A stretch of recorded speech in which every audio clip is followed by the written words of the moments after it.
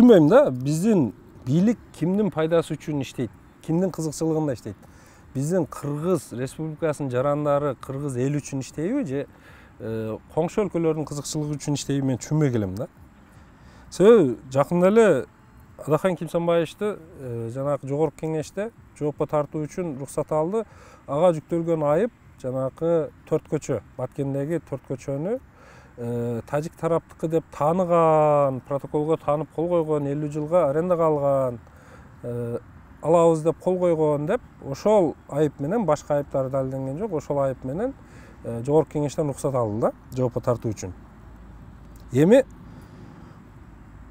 могул өздөрү жасап аткан бир ишти айткым келет да. Бишкекте жаңы конуштар аябай көбөйгөн. Ошонун көпчүлүгүнүн ушул күнгө чейин үйлөрдүн, салынган үйлөрдүн жаңы конуштардагы кызыл китептери жок болчу. Неге?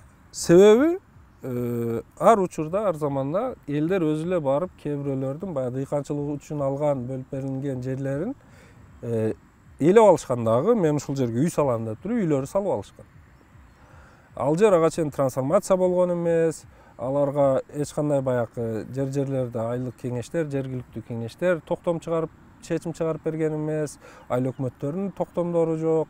Бирок ошондой болсо дагы үй гана салынып калган үчүн азыркы президент ушундай жарлык чыгарды. Ошолорго тезинен кызыл китеп жасап бергиле, расмийлештирип бергиле. Эми салынып калган үйдү бузмак беле ушунча миңдеген эл деп, ал жерге ошол үйлөрдү расмийлештирип берди бүгүн. Берип атат азыр дагы. Бул баягы протокол дагы мен дал ошол сыяктуу деп ойлойм да. Мисалы, талашып калдык. Тажик тарап биздики деди, биздин кыргыз тарап болсо жок биздики деди.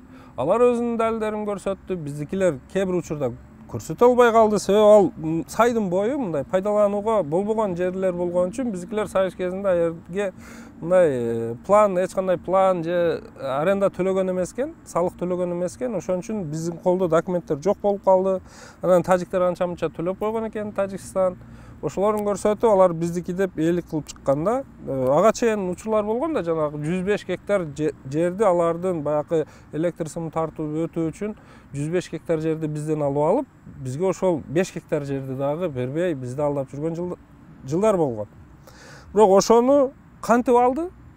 Ал жерди албаса, ал жерден баягы чоң трассаны, жолду курууга болбойт эле.